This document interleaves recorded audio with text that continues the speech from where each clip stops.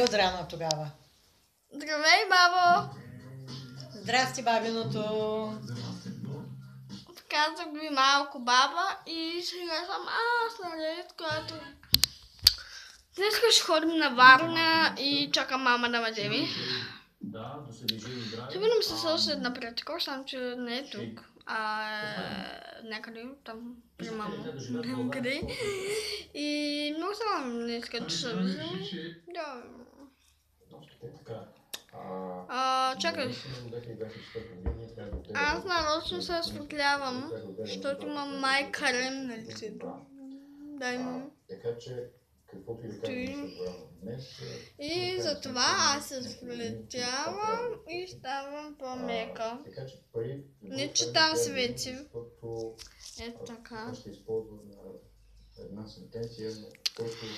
Аз сега ще кажа моята баба. Ще кажа моята баба.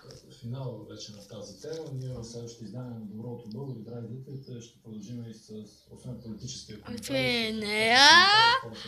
И това тук не снимах. И много яко. Нали? И сега ще свършвам видеото и ще го кача в YouTube и ще го видите. Чао! Канала ми. Чао!